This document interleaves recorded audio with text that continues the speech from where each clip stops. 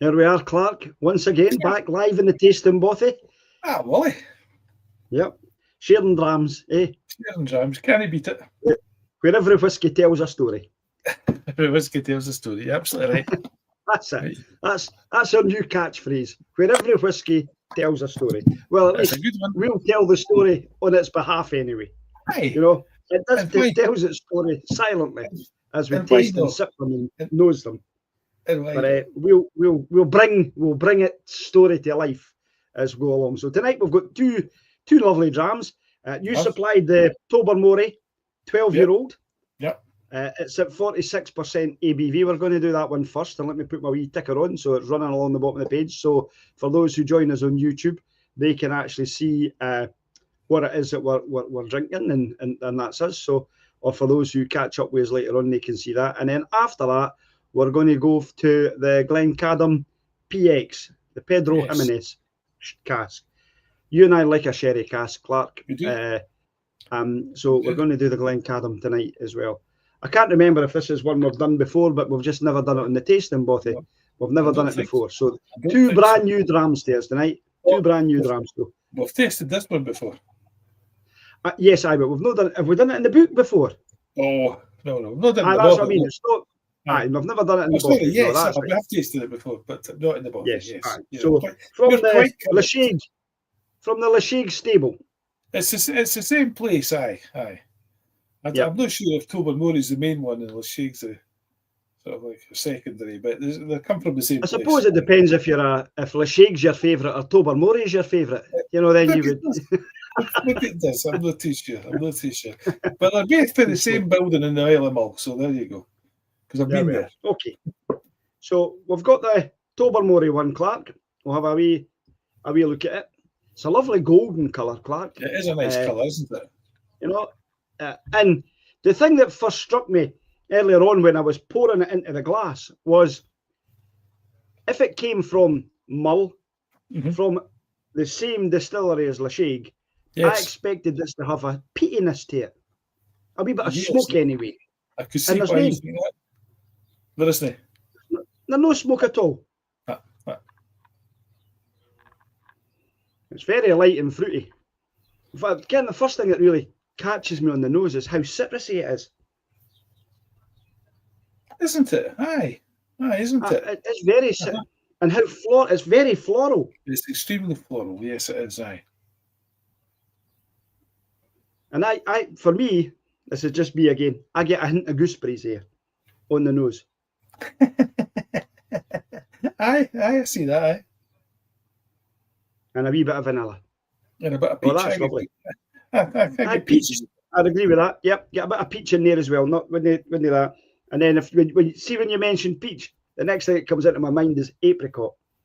Oh, you get apricots and peaches. Aye, so for me, it's everything you would expect from like a good white wine. You know, you're getting all these white fruits that seem to be there. Yeah. Peach, apricot, gooseberry. It's very, as I said, it's very light and floral on the nose. Oh, I like that. And then there's a wee hint of, there's a wee bit that makes you want to sneeze, as if there was a wee bit of spice in there somewhere that's coming for that. I think this is a ex-bourbon cask, Clark. Yes, it is. It absolutely is. Yes, well done. I kind of thought that. It's not like we're going to have later on, which has got the PX to it. So anyway, let's taste this. Let's get a wee taste of this, Clark. Let's see what it's like on the palate for us. Right, come on then. Cheers. Slange.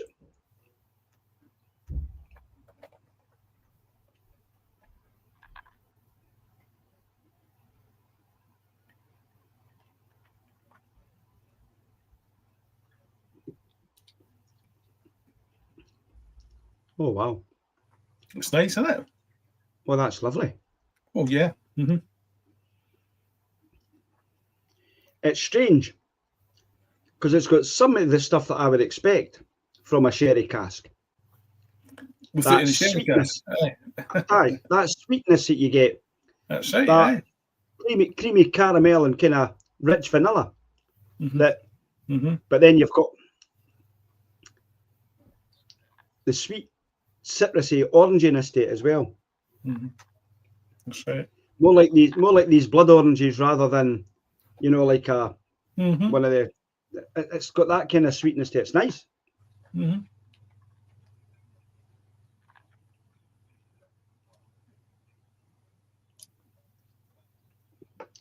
And there's a wee hint of clove in there as well. It gives it that warmth. That's right. On the finish, there's certainly a spicy.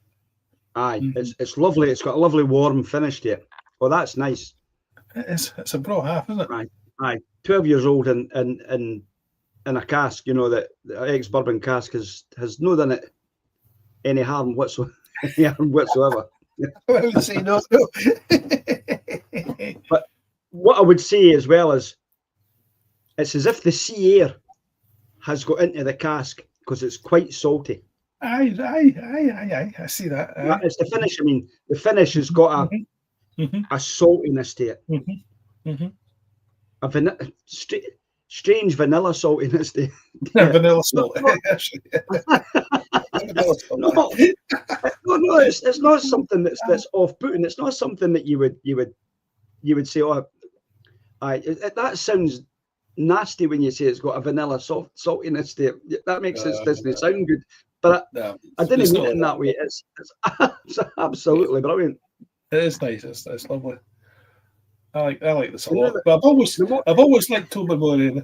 It's like Caitlin's favourite gin is Tobermory. So they must be doing something right. Aye. It's much like my daughter. Balamory was her favourite programme and all. It's the same place. What's the story, Balamory? We'll tell you about it. But every dram tells a story, Balamory. It's strange now because I'm actually picking up that on my nose, that seasidey air.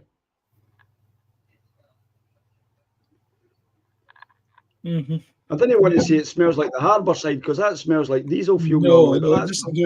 No, it doesn't.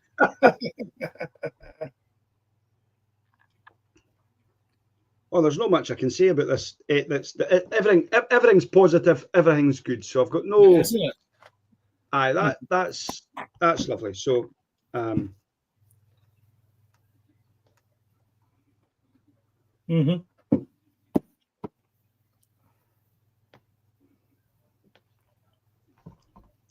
Again, though, my problem is all the good drams we've had recently. Aye.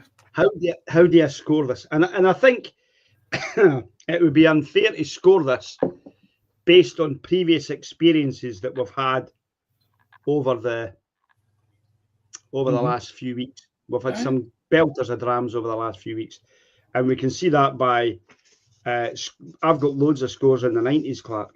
The last two we did, I gave both them 94. That's right. The one before that, I gave it a 92. The Dalby Alley that we did, I gave a 99. I really should have gave that 100. I don't know why I took flipping 1 point off for the nose. I think I was just being pedantic.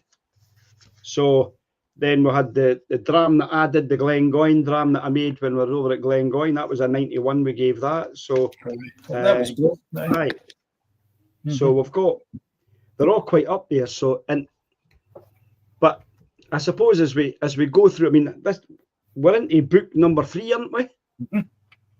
That's right. So I don't know how many drams I don't know how many pages are in a booklet.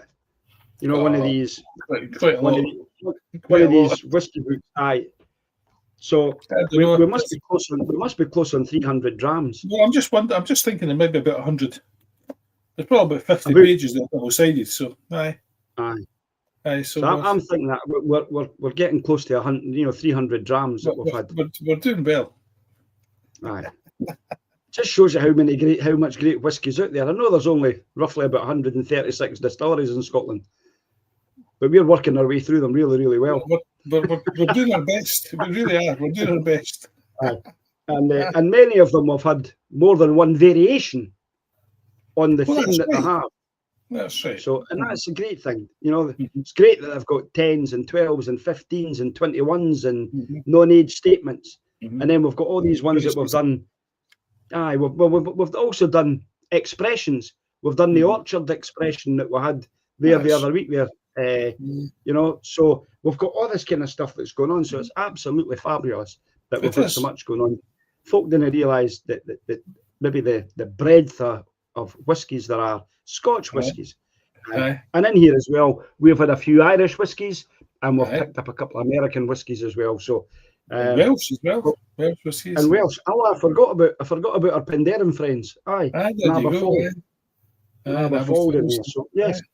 And then of course our English cousins. We've had a few of their drams and all. So I know we're no biased at all whatsoever. Anyway, I mean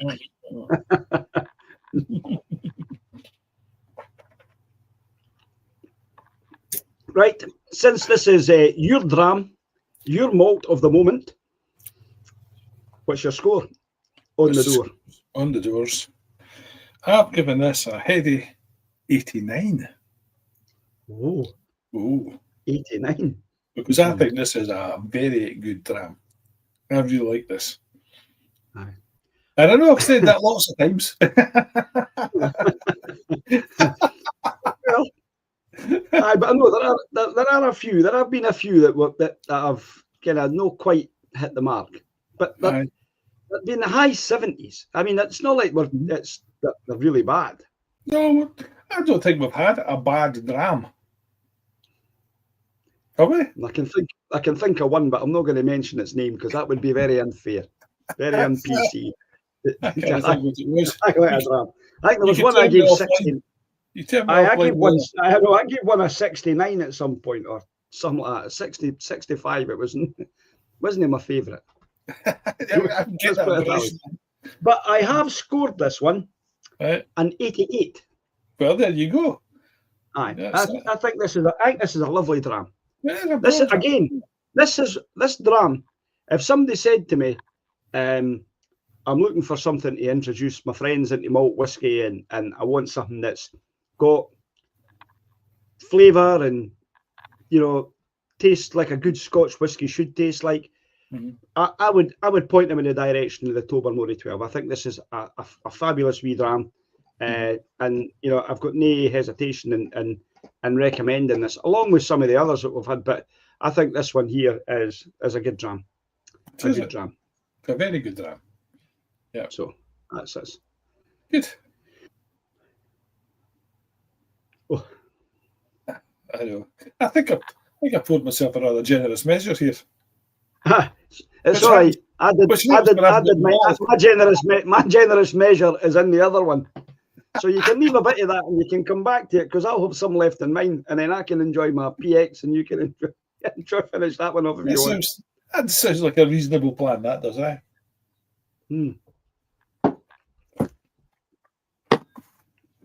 Right, we'll put that one down and we'll pick this one up. All right, here's one I prepared there. This is in good old Blue Peter fashion. Right. And this time we've got the PX Reserva. Yeah. I think the first time I tasted this, Clark, might have been your birthday up in Monifeith. Well, you must have brought it with you. I did. It was in the caravan. It was one of those where I think Jennifer and I were out for a drive. It wasn't long after I'd had my heart bypass, so I wasn't staying in the caravan. We stayed in the Carnoustie Hotel at the golf course because I couldn't tow the caravan up. Ah, that's right. Aye, I remember that. So, and I went for a wee drive. I discovered that there was a brewery, a local brewery, and I wanted to go and get some cans. Remember, I went to go and get some cans of beer. I can't remember what it was called. It was more something. It was more something, MHOR, but I can't remember what the rest of it was. But I went there expecting to buy some beer, and it turned out that it was just an old farm steading, and there was nobody there. And it just so happened, and I phoned them to say that I wanted to buy some, and the lad met me there and sold me some beer that he had, that he had already brewed. That could have been anybody, but anyway, the beer wasn't bad actually. It was quite a nice beer. They sell a lot of it up in Dundee, apparently.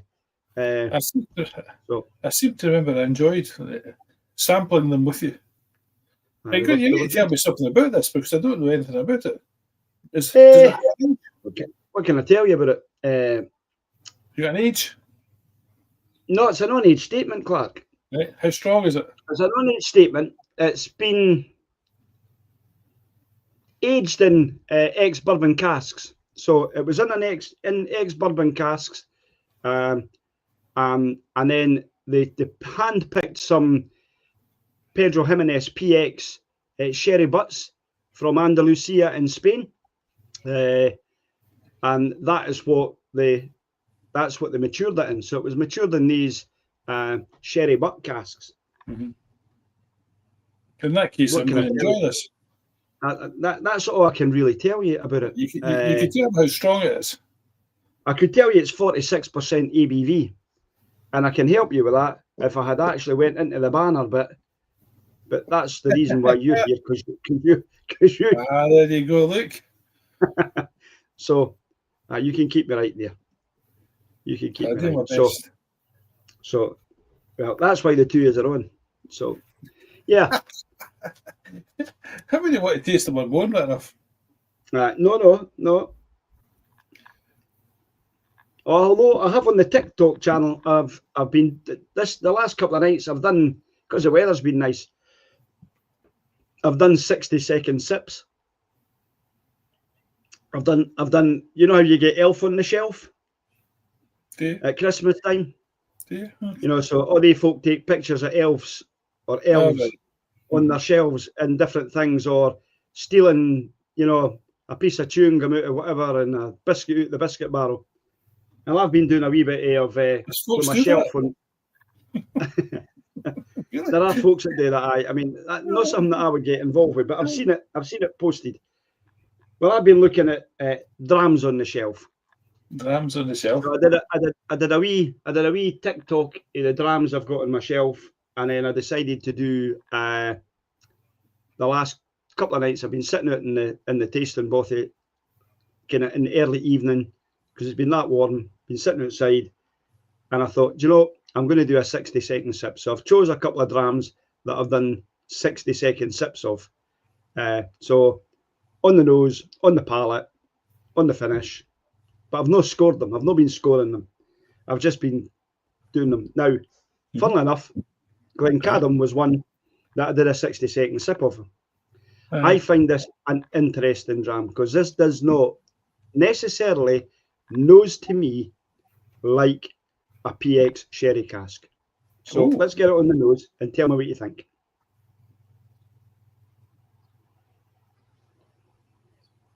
Oh,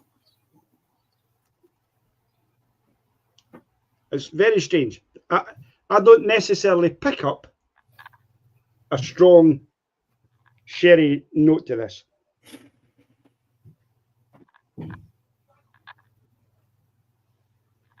So for me, I get some tropical fruits. Pineapple's the one that I pick up more than anything else. Oh, now that you've said it, yes, I see it. Right, it's there. And then there's a little bit of citrus in there, but I can't put my finger on what that citrus is. I don't know if it's because it's overpowered by that pineapple. Yeah, not, but it's the funniest thing because I put that to my nose and I can smell all these rich fruits that I expect to find there, right? You know, things in your raisins and such that kind of thing. And then as soon as you say pineapple, all that fills my head is pineapples. I know. It's funny on the nose. There's a slight vanilla note at the back of it. Yeah, I'm sure. But it's very, very fresh with tropical notes, and that's there might even be a wee bit of kind of kiwi fruit in there.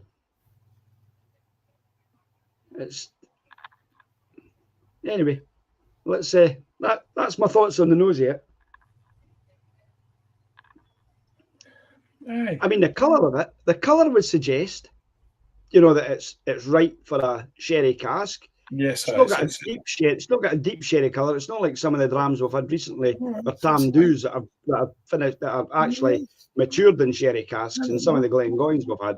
But I don't know how long it was finished in, because I mean, as I said, it's coming from an American oak ex-bourbon cask, so we know that the bourbon has gone into a virgin oak cask to start with. I don't know, 2 years maybe in the ex-bourbon cask, and then it's finished in a PX, so it might not be in very long. It does actually have a kind of bourbony smell to it. That's what it is. Correct, aye. Yeah. It does have a kind of bourbon smell. But anyway, let's taste it. Let's see how we go. That, but it has. Do you know what I get? Blackcurrant and raspberry.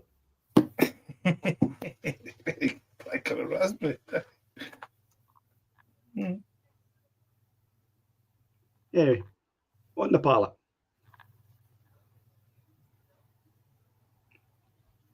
The more I'm nosing this, the more I'm picking up that, like you've said, those dates and. Aye, they're definitely there. Right, I'm going in for one. Because I've got a big glass, so I can start before you.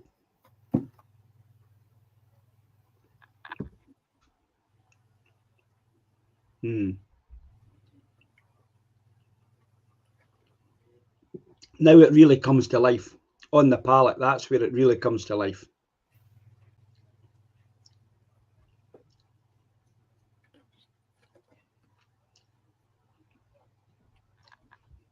There's a wee bit of toffee caramel that sits at the back of that. It's quite bright, Clark. It really lightens up your mouth when you take that first mouthful. You feel it really lighten. Then you go breathing in. No. I did. Oh, now you tell me. I find it quite bright on the palate. It's really light. It's livened up compared to what we've just had. To then have this. Yeah. There's a lot more going on in this one than there was in the previous one. I think so.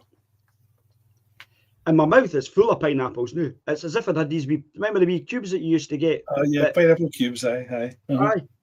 It's got that pineapple cube because it's so sweet. Oh, and the lemon. I don't know if I'm going to claim that on the finish or it's part of my palate. But I've got pineapple hits me first. But if I kind of soak my tongue, I get a lemon note, like lemon curd. No, the kind of, if you soak a lemon, but like a lemon drizzle cake.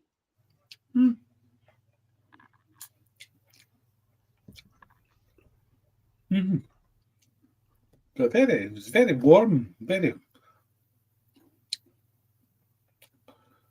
It's spicy, the one I'm looking for, but certainly on when you swallow it, it's very. Feel attached your tongue. It's got that. There is a nippiness on it. It's no. There's no burn going down here, but there is a pepperiness.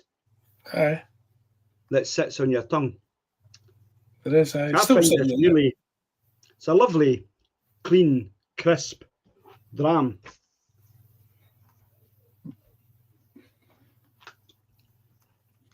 It is nice, aye.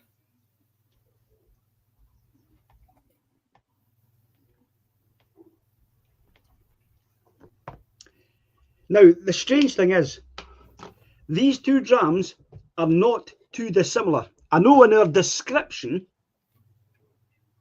of the two drams that we've just had, and the way we've said what they've got and different things going for them, you would think they were poles apart. That I don't think they are. I can't believe how well these two complement each other as drams. Now, we didn't go about when we do a tasting, Bothy, we didn't try to pair two drams together, unless we're doing like we did on the last tasting, Bothy, which was to look at two Rosebanks because it was their first birthday, and we did a couple of Rosebank drams just to celebrate that.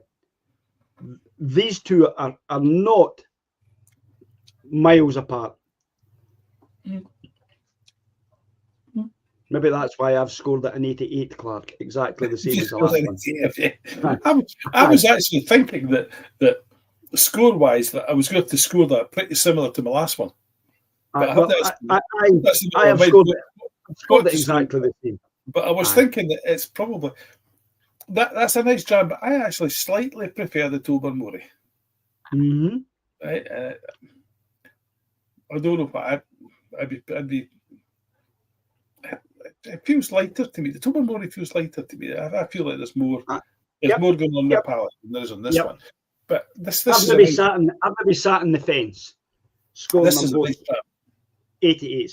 Again, another inexpensive dram, Clark. I don't know what the Tobermory costs, but I know the Glencadams are not an expensive dram to buy. They're less than 50 quid. That's less than 50 quid for a Tobermory, eh? Yeah. It was what I bought it.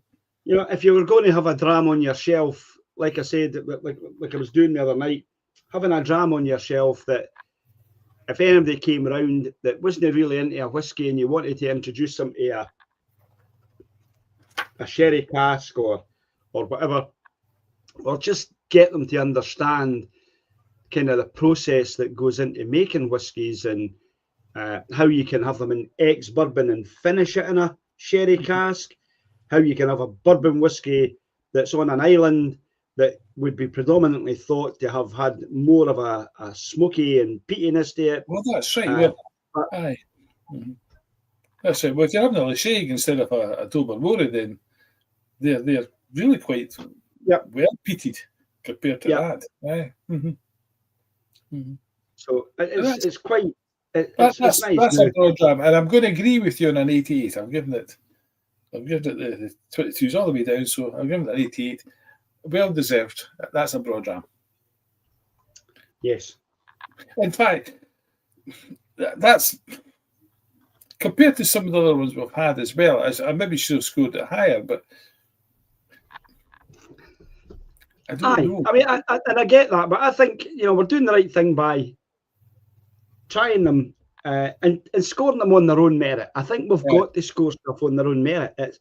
It's so easy for us to go through all the drams that we've had and then say that compared to that. We've got to the stage, we've got that many. When you've got 300 drams, it's difficult to compare them, apples for apples. And we might get to a stage where we'll actually grab all the finished casks, right? So where it says finished in the cask, rather than like your Tam Do that we've got, which was matured in a sherry cask all its days, So we've got a few, we've got the Glencadam that was finished in the cask.